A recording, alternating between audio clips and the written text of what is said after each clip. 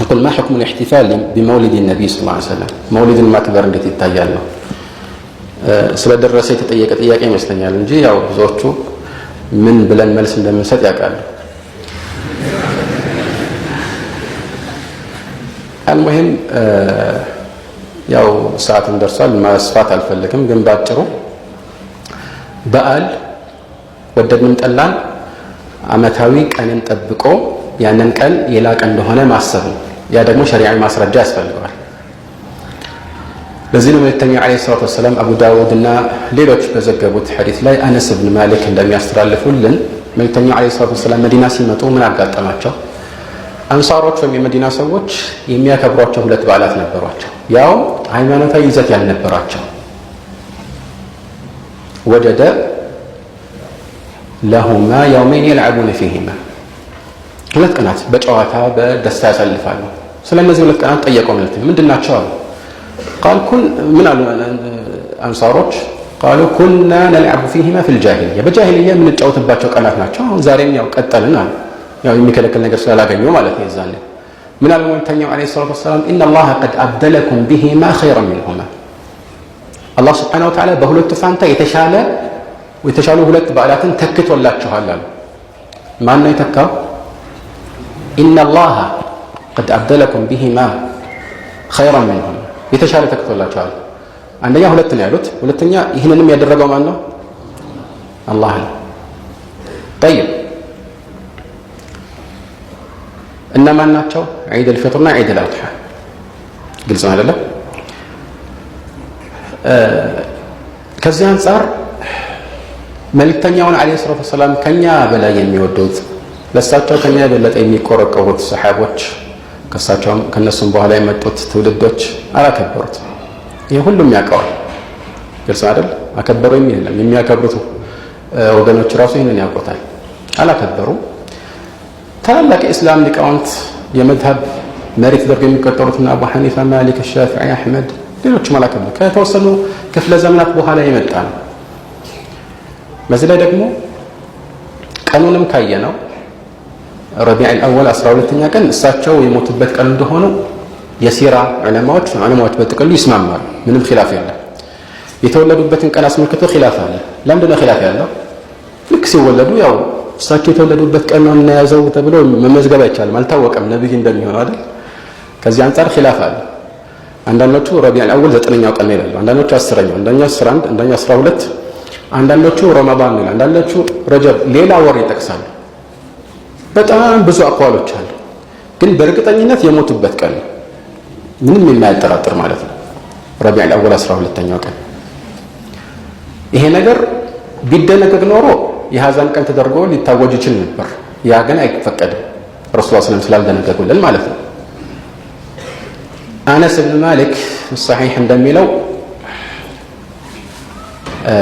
لما دخل رسول الله صلى الله عليه وسلم المدينة أضاء فيها كل شيء رسول الله صلى الله عليه وسلم مدينة يقبوا كان كل نجر أبرا إلى الإنسان كل نجر بروه نتاين إلى قال ولما مات رسول الله صلى الله عليه وسلم أظلم فيها كل شيء كل نجر تألم بني الإنسان يموت بتكلم እንደዚህ ከባድ ቀን ነበር ግን ያንንም የሐዘን ቀን ብለን አናከብር ለምን እሳቸው ይሄን አይደለም ማይደነገጉልን የፈለጉት ይሄን አይደለም ዑለማው ዘንድ አያቱል ሚህና ይባላል ፈተና ማለት በትክክል የአላህ ወዳጅ ማን እንደሆነ የሚለይ ፈተና ሱረቱ አሊ ኢምራን ላይ ምን ይላል አላህ Subhanahu Wa Ta'ala قل إن كنتم تحبون الله فاتبعوني አላህን የምትወዱ እንደሆናችሁ እኔን ተከተሉኝ በላቸው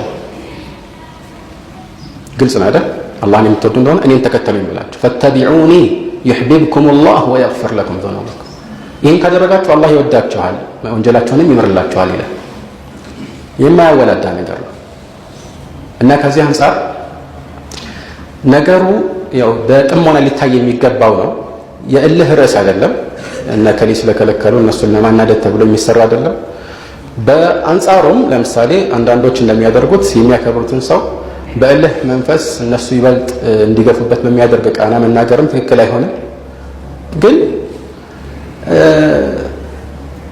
እውነት ለእውነት የምንቆረቆር ከሆነ ወደ ትክክለኛ ማስረጃዎች መመለስ ያስፈልጋል አለበዚያ ግን እከሌ የሚባል ዓሊም ይኸው እዚህ ጋር እንደሚቻል ነግሯል እንዲህ እያለን የመዘዝን ከሆነ ለኛ የሚጠቅመንን ብቻ ማለት ነው ማሰባሰብ ይሆናል። ይሄ ደግሞ አደጋ ነው። ግልጽ ነው አይደል? ስለዚህ ያው እንግዲህ የወደደ ይውደድ የጠላም ይጥላ የምንለው ይሄንን ነው ማለት ነው። አላህ Subhanahu Wa Ta'ala ትክክለኛ የረሱል ሰለላሁ ዐለይሂ ወሰለም ሱና የምንከተል የእሳቸው ውዴታን በልባችን የምናሳድር ያደርገን። እሳቸውን መውደድ የምንደራደርበት ነገር አይደለም።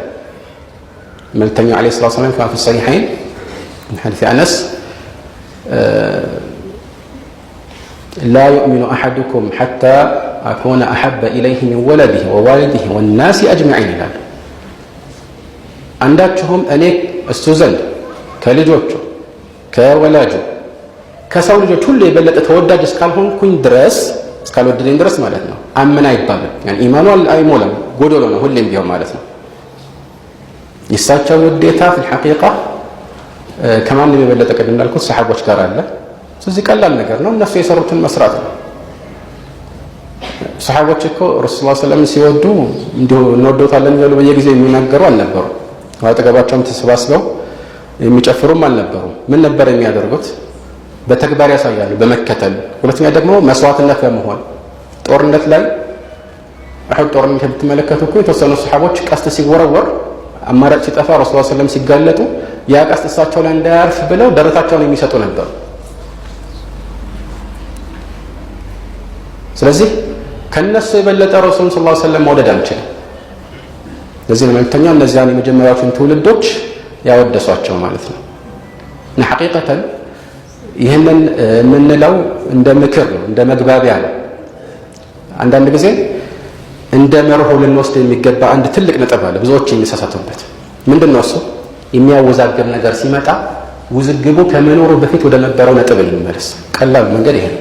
የትኛውም ርዕስ ላይ ውዝግብ ሲመጣ ውዝግቡን መፍታት የምንችለው እንዴት ነው? ውዝግቡ ሳይነሳ በፊት ምን ነበር? ወደሱ እንመለስ ነው። ይሄ ከሊመቱን ሰዋ እንደሚለው ቁርአን ላይ ማለት ነው። قل يا أهل الكتاب تعالوا إلى كلمة سواء بيننا وبينكم በቃ የሚያተማምን ነገር የቱ ይበልጣል? ምንም የሚያስተማምን ነገር ነው አይደል?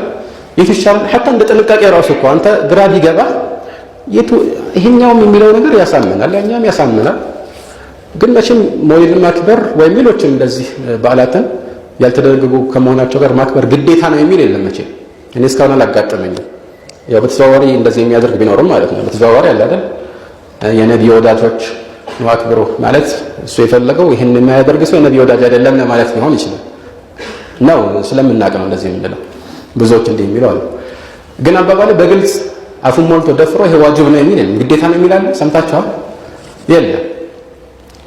ስለዚህ በየትኛውም ሁኔታ ይህንን ባለማክበርህ አላህ ይጠይቅህ፣ አትቀጣበትም። በማክበርህስ ከዚህ ውጭ እንግዲህ ደሊሉ ቢድዓን በተመለከተ የመሳሰሉ ነገሮች ሁሉ ይህንን ማብራራት ይቻላል። ጊዜ ስለሌለን እንተዋለን። ግን ነገሮች በምን አለበት አይሆንም። አንድ ምሳሌ ብቻ ልስጣችሁና ልዝጋው።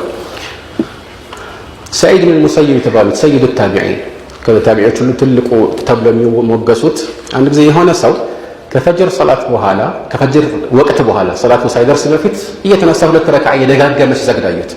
ሱናውን 2 ረክዓ ብቻ ሰግዶ ቢያቆም አንድ ነገር ነበር። ግን ይህንን ሲያደርግ አዩት። ፈነሃሁ ይላል ዘገባው ላይ ከለከሉት፣ ተዋት አደረጉት። በቃ ሰግዳል 2 ጠብቅ ሰላቱ እስኪደርስ። ምን አላቸው? አዩዓዚቡኒ ላሁ ዐለ ሰላህ ሰላት ስለሰገድኩኝ አላህ ይቀጣኛል አላቸው። ጥያቄ ጥሩ ነው አይደል? ሰላት በመስገድ ምን አለበት? ሰላት ነው። አላህ ይቀጣኛል ያላቸው ምን አሉት እሳቸው? ላ ወላኪን ዩዓዚቡከ ዐላ ሙኻለፈቲ ሱና ሰላት በመስገድ ሳይሆን ሱናን ስለጣስክ ግን ይቀጣሃል አሉት። ዲን ከአላህ ዘንድ ብቻ ነው የሚደነገገው። አም ለሁም ሹረካኡ ሸረዑ ለሁም ሚነ ዲኒ ማ ለም የእዘን ቢሂላህ። ይሄ የወረደው እኮ እነዚያ አጋሪዎች ነው ይሁን ግድ የለም። العبرة بعموم اللفظ لا بخصوص السبب.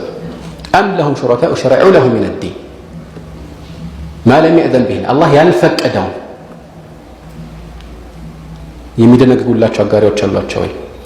ስለዚህ አላህ የፈቀደውና የደነገገው ብቻ ነው ዲን የሚሆነው። አልኢማም ማሊክ እንዳሉት اليوم أكملت لكم دينكم የሚለውን አንቀጽ አስመልክቶ እንደተናገሩት ማለት ነው። فما لم يكن يومئذ دينا لا يكون اليوم دينا ያኔ ዲን ያልነበረ ዛሬ ዲን አይሆንም እንዳሉት ማለት ነው። هذا والله أعلم. أسأل الله عز وجل أن يهدينا وإياكم إلى صراط المستقيم وأن يرينا الحق حقا ويرزقنا اتباعه وأن يرينا الباطل باطلا ويرزقنا اجتنابه.